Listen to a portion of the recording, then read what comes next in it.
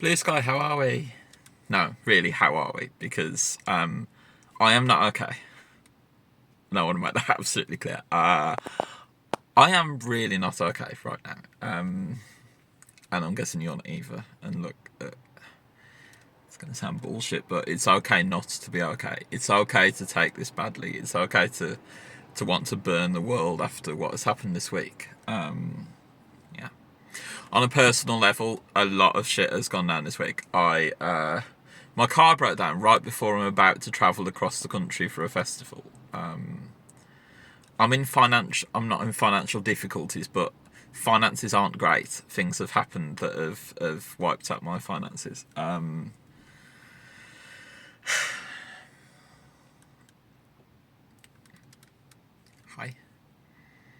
I thought I was going to be fired this week. I thought I was going to be made redundant. We're in the middle of a corporate restructure. This has happened before and it went badly for me, but it seems to be okay for now. We seem to be okay for now. I fell out with some work colleagues over stupid little things. And then, of course, you have the Supreme Court ruling. Now, it is what it is. We knew this was coming. We knew this was going to happen. We knew, Starmer is an outspoken transphobe. So is Rishi Sunak. So is Kevin Badenoch. We knew that this was where things would lead. It's just it doesn't make it any easier when it happens. I'm not gonna try and make this okay. I'm not gonna try and big you up and say, "Oh, everything's gonna be fine. Don't worry your pretty little head about it, babe." Because it's not, and we're going to go through a rough few years. What I want to say is that this goes against the grain of how the world has been moving for the past 100 years. The past 100 years, things have been progressively getting better and better and better and better, and every time it gets a little better, there is pushback from the right. Every time,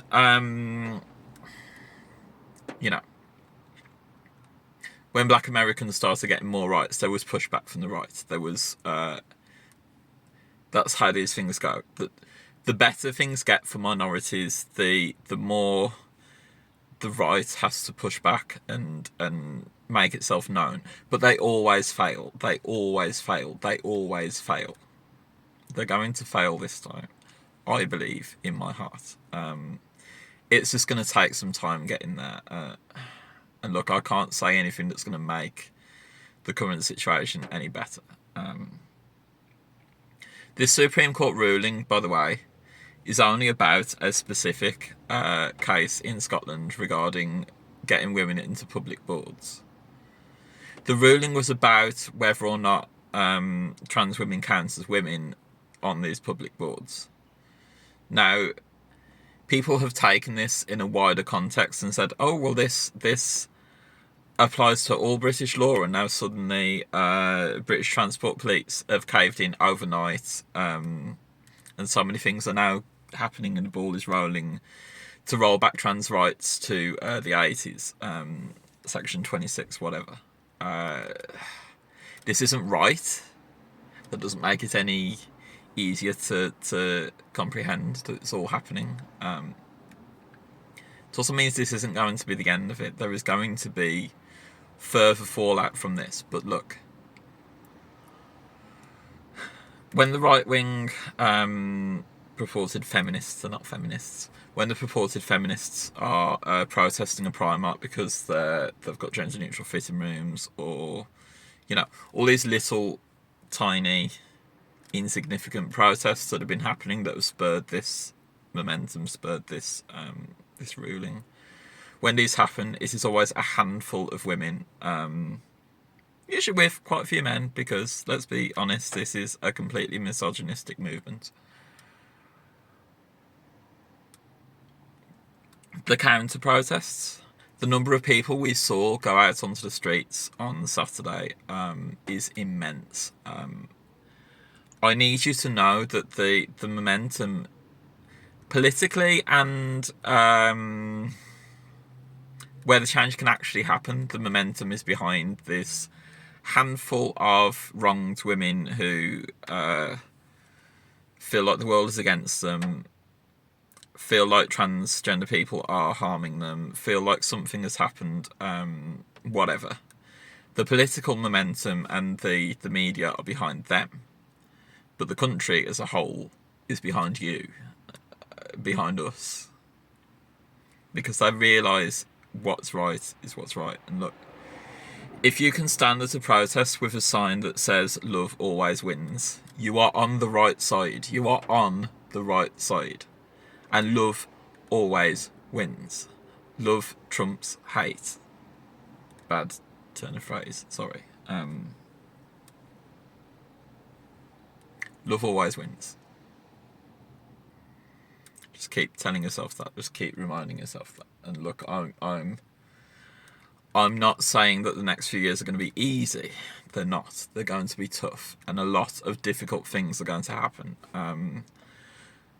The UK as a whole is going to become quite a hostile place to be transgender. I'm not going to stop being clocky. I'm not going to stop being a hot bitch. I'm not going to stop doing what I'm doing. But that also puts me in a lot of danger. I'm in a mindset and I'm in a place in my life where I'm okay with that danger. I've weighed up the odds. I didn't think I'd be here at 34, but I am.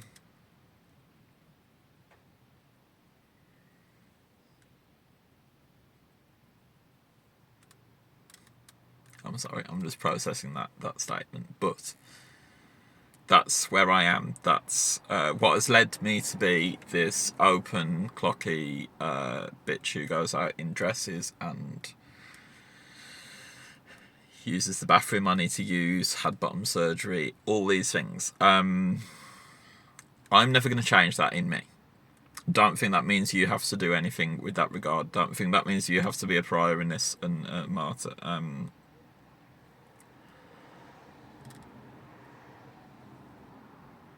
We're going to get through this, but it's going to be fucking hard, and it's going to be fucking horrible, and it's going to be fucking atrocious, and some horrible, horrible things are going to happen. But look, love always wins, and I fucking love you, and you're magnificent. You are a beautiful beast, and please continue to exist, because existence is resistance.